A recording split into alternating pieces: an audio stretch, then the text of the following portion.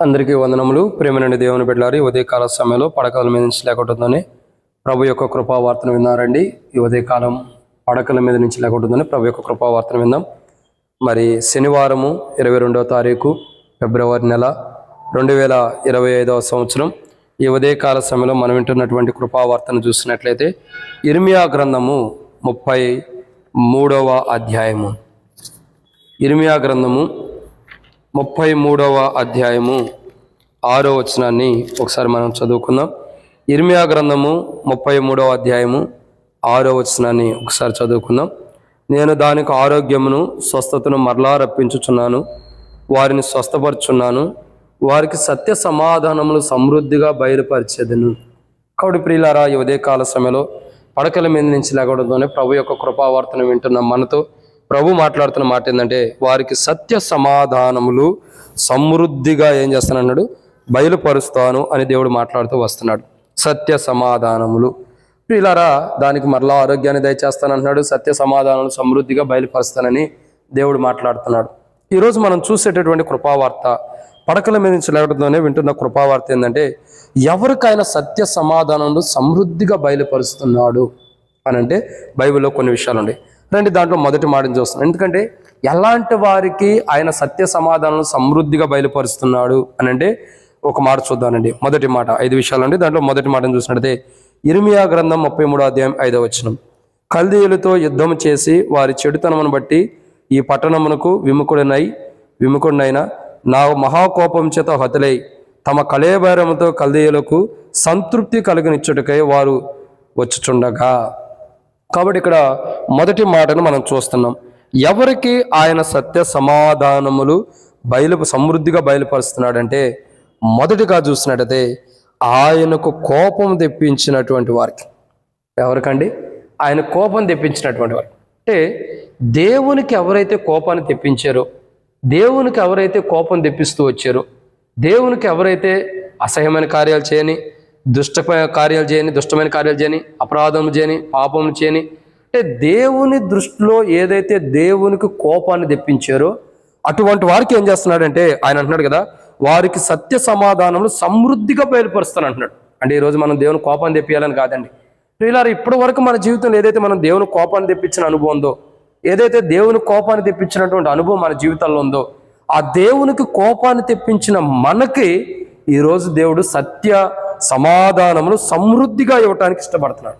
అంటే దేవుని సత్యము, దేవుని సమాధానం, మనకి దేవునికి మధ్యలో సమాధానం సమృద్ధిగా దేవుడు ఇవ్వటానికి ఇష్టపడుతున్నాడు. అంటే కొరత ఉన్నది కానీ, తక్కువ ఉన్నది కానీ, లోటు ఉన్నటువంటి సత్య సమాధానాలు కాదండి, సమృద్ధైనటువంటి సమాధానం. దేవునితో నీకు ఎక్కడైతే సమాధానం తొలగిపోయిందో, దేవునితో ఎక్కడైతే నీకును దేవునికి మధ్యలో సమాధానం కట్ అయిపోయిందో, ఎక్కడైతే దేవుని కోపం తెప్పించడం ద్వారా దేవునికి నీకు మధ్యలో ఎక్కడైతే దేవుని యొక్క సమాధానము, దేవుని యొక్క సత్యము కట్ అయిపోయిందో, దాన్ని ఈరోజు తిరిగి ఇవ్వడానికి దేవుడు ఇష్టపడుతున్నాడు. అందుకే అంటున్నాడు కదా, నీకు సత్య సమాధానం సమృద్ధికి ఇస్తాను. ఈరోజు నువ్వు నా కోపం పుట్టించడం ద్వారా ఏ సమాధానం అయితే నువ్వు కోల్పోయావో, ఏ సత్యాన్ని అయితే నువ్వు కోల్పోయావో, ఆ కోపము పుట్టించడం ద్వారా ఏటినైతే కోల్పోయావు వాటిని ఈ రోజు నీకు సమృద్ధికి ఇస్తున్నా. ప్రియులారా, దేవుని కోపం పుట్టించి సత్య సమాధానాలను కోల్పోయినటువంటి ప్రజలకి తిరిగి దేవుడు ఏం చేస్తున్నాడంటే, సమృద్ధి అయినటువంటి దేవుని కోపం పుట్టించిన వారికే సమృద్ధైన సత్య సమాధానాలు ఇస్తున్నాడు దేవుడు. ఎందుకంటే వాళ్ళ మీద దేవుడు వారి జీవితకాలం అంతా దేవుడు కోప్పడేవాడు కాదు. ఆయన కోపం ఒక నిమిషం మాత్రం ఉండును, ఆయన దయ ఆయుష్ కాలం అంతా ఉండును. కాబట్టి ఆయనకి ఎవరైతే కోపం తెప్పించారో అటువంటి వారిని దేవుడు శిక్షించడానికి ఇష్టపడతాడు. ఇప్పటి వరకు ఎలాంటి పరిస్థితులు వారికి అనుమతించినా ఇప్పటి నుండి వారికి సత్య సమాధానములు దేవుడు సమృద్ధిగా ఇవ్వడానికి ఇష్టపడుతున్నాడు. ఇది మొదటిది. రెండవ విషయాన్ని మనం చూసినట్టయితే నిర్గమాకాండం, ఇర్మియా గ్రంథం 33వ అధ్యాయం. ఇర్మియా గ్రంథం 33వ అధ్యాయం 5వ వచనంలోనే ఒక మాట ఉంది.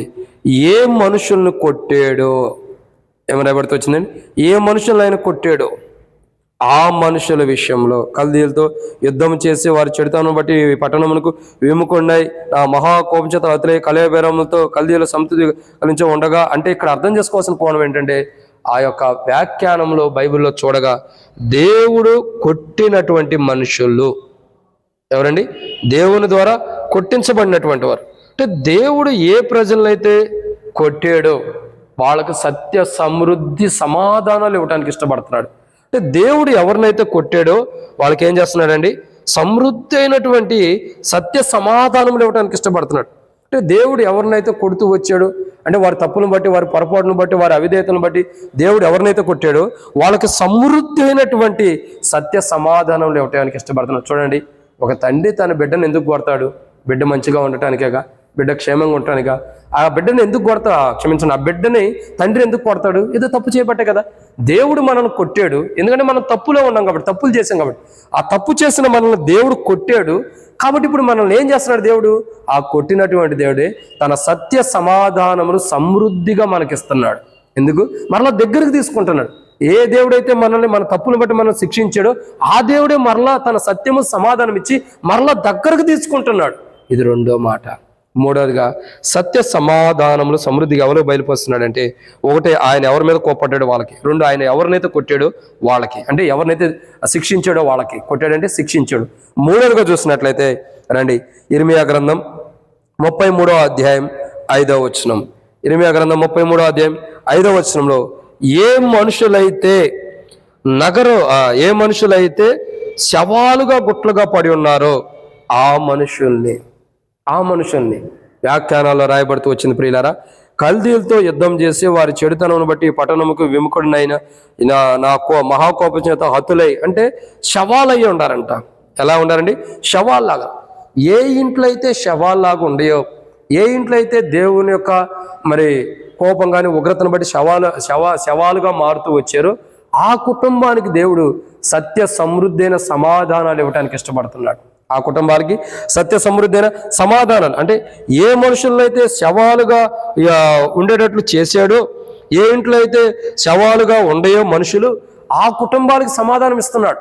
సత్య సమృద్ధైన సమాధానాలు ఆ కుటుంబానికి ఇస్తున్నాడు. అంటే ఇక్కడ మనం అర్థం చేసుకోవాల్సింది ఏంటంటే, దేవుడు ఒకవేళ వాళ్ళని చంపి మళ్ళీ వాళ్ళ కుటుంబానికి సమాధానం ఇవ్వటం ఏంటని అపార్థం చేసుకోవద్దండి. అర్థం చేసుకోవాలి. ఏంటంటే శవాలు లాంటి జీవితం కలిగిన వారు, అంటే చనిపోయినటువంటి జీవితం, ఆత్మీయ జీవితంలో, విశ్వాస జీవితంలో ఎవరైతే శవంలాగా చనిపోయి ఉండారో, నిస్సహాయ స్థితిలో ఉండారో, ఎవరైతే ఆత్మీయ జీవితంలో, విశ్వాస జీవితంలో చచ్చిన స్థితిలో ఉండారో అటువంటి వారికి ఏం చేస్తున్నాడండి దేవుడు? అటువంటి వారికి వారి ఇంట్లో మరల సత్య సమాధానం సమృద్ధిగా దయచేస్తున్నారంటే ఆత్మీయ విషయాల్లో, భౌతికమైన విషయాల్లో చనిపోయిన స్థితిలో ఉండే వారిని తిరిగి జీవింపజేయటానికి దేవుడు సత్య సమాధానాలు సమృద్ధిగా ఇస్తున్నాడు.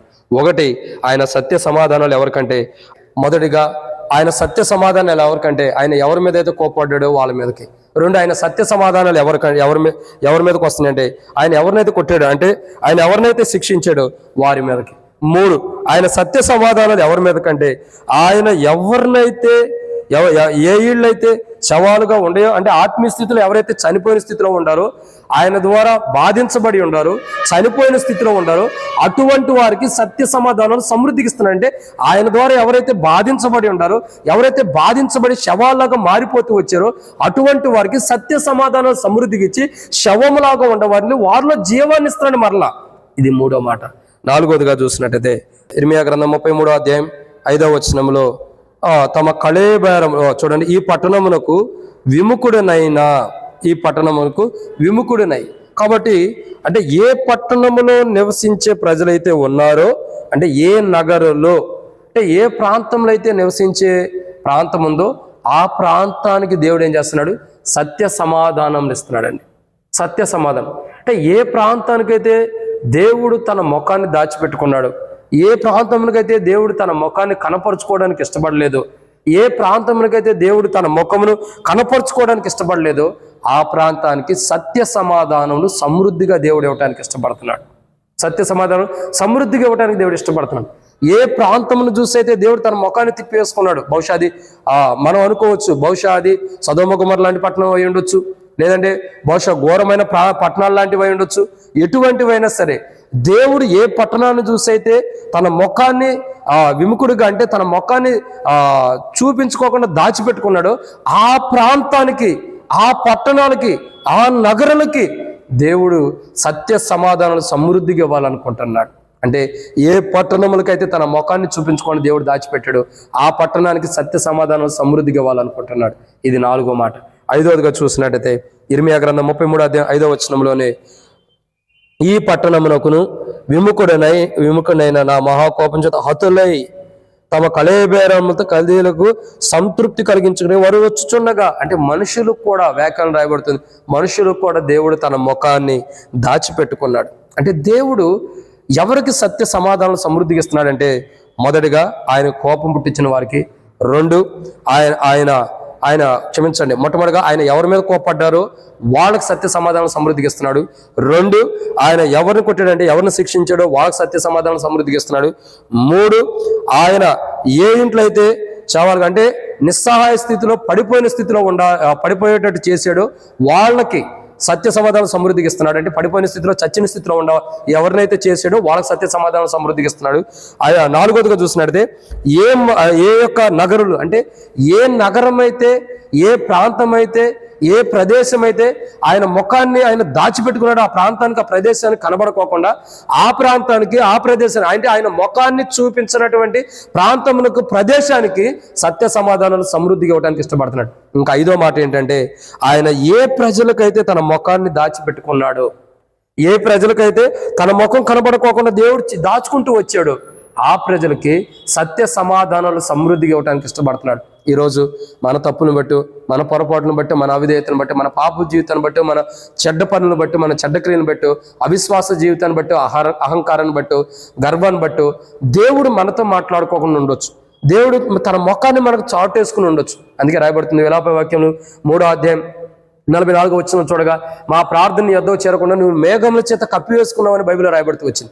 కాబట్టి ప్రియులారా, దేవుడు మనకి తన ముఖాన్ని కనబడుకోకుండా మనం ప్రార్థించినప్పుడైనా, ఆరాధన చేసినప్పుడైనా, దేవుని మందిరంకి వచ్చినప్పుడైనా, దేవుని మందిరంలో నివసించినప్పుడైనా, దేవుని సన్నిధిలో ఉన్నప్పుడైనా తన ముఖాన్ని దేవుడు మనకు కనబడుకోకుండా మరుగు చేసుకుని ఉండొచ్చు.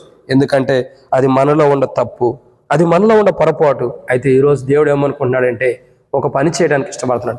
ఈరోజు మనం ప్రార్థనకు వచ్చి, మందిరానికి వచ్చి, దేవుని సన్నిధికి వచ్చి ఎంత ప్రార్థించినా దేవుడు తన ముఖాన్ని మనకు చూపించిన దేవుడు. ఈ ఉదయ కాలం పడకల మించి లేవడంతోనే ప్రభు యొక్క కృపావార్తను వింటున్న నాతో దేవుడు మాట్లాడుతున్నాడు.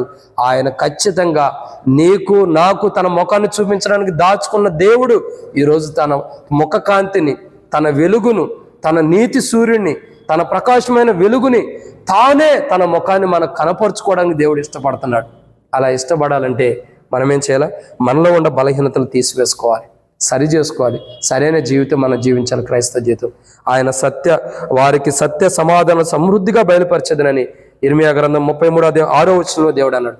ఎవరికి సత్య సమాధానం సమృద్ధి బయలుపరుస్తున్నాడంటే, ఒకటి ఆయన ఎవరి మీద కోపడ్డారో, ఆయన ఎవరి మీద అయితే కోపడ్డాడో వాళ్ళ మీద సత్య సమాధానం సమృద్ధికి ఇస్తున్నాడు.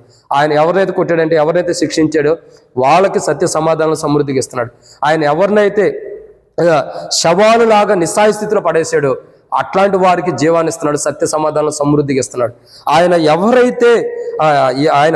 ఏ పట్టణమునికైతే ఆయన ముఖాన్ని దాచిపెట్టుకున్నాడు కనపడుకోకుండా, ఆ పట్టణానికి సత్య సమాధానం సమృద్ధికి ఇస్తున్నాడు. ఆయన ఏ ప్రజలకైతే తన ముఖాన్ని కనపరుచుకోకుండా దాచిపెట్టుకున్నాడు, ఆ ప్రజలకి అంటే వారి తప్పులు, వారి పొరపాటును బట్టి, ఎవరి తప్పులు, ఎవరి పొరపాటును బట్టి అయితే మనుషుడు చేసిన తప్పులు, పొరపాటును బట్టి దేవుడు తన ముఖాన్ని దాచిపెట్టుకున్నాడు, ఆ మనుషులకి తన సత్య సమాధానం సమృద్ధిగా బయలుపరచడానికి ఇష్టపడుతున్నాడు. ప్రియుడా, ఈరోజు నా జీవితాల్లో దేవుడు నీ మీద కోపంగా ఉన్నాడా? దేవుడు ఈరోజు నిన్ను కొట్టిన అనుభవం ఉందా? అంటే శిక్షించిన అనుభవం, దేవుడు నిన్ను నిస్సహాయ స్థితిలో శవంలాగా పడేసిన అనుభవం ఉందా? దేవుడు నిన్ను, నీ కుటుంబానికి లేదా నీ యొక్క నగరానికి తన ముఖాన్ని చాటేసుకుంటున్నాడా? నీకు కూడా తన ముఖాన్ని చాటేసుకుంటున్నాడా? అయితే అదే దేవుడు ఈరోజు నీతో మాట్లాడుతున్నాడు, నీకు సత్య సమాధానం సమృద్ధిగా ఇవ్వడానికి ఇష్టపడుతున్నాడు.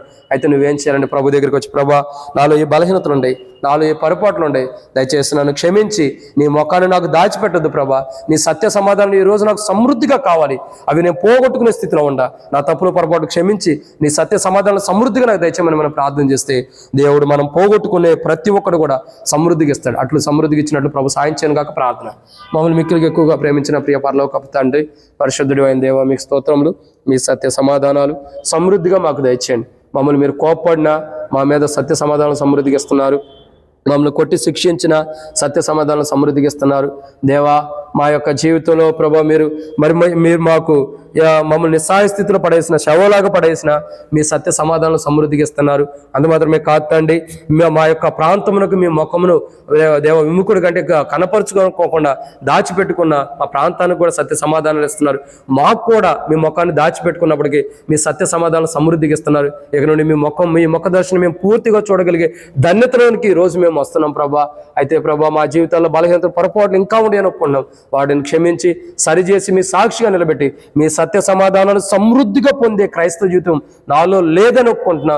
నాకు నీ సత్య సమాధానం సమృద్ధిగా పొందే క్రైస్తవ జీవితాన్ని ఇవ్వండి దేవా. మీరు నన్ను కొట్టుండొచ్చు దేవా, నన్ను శిక్షించి ఉండొచ్చు దేవా, నన్ను గాయపరిచి ఉండొచ్చు, అయినా మీ సత్య సమాధానంలో కావాలి. అవి నాకు ఇచ్చి మీరు మాతో ఉండి మాకు క్షేమాన్ని మేలు దయచేయమని, మీ సత్య సమాధానం సమృద్ధిగా ఇమ్మని ఈ ఉదయకాలం పడకల మించి లేకుండా ప్రభు యొక్క కృపావర్తన వెంట నా జీవితంలో మీ సత్య సమాధానం సమృద్ధిగా దయచేయమని మీ ప్రియకుమారుడు మా ప్రభును మా రక్షకుడైన ప్రభువైన యేసుక్రీస్తు ప్రభు యొక్క పరిశుద్ధమైన నామం పేరట విశ్వాసంతో స్తుతించి ప్రార్థించి అడిగి పెట్టుకుంటున్నాము తండ్రి, ఆమేన్.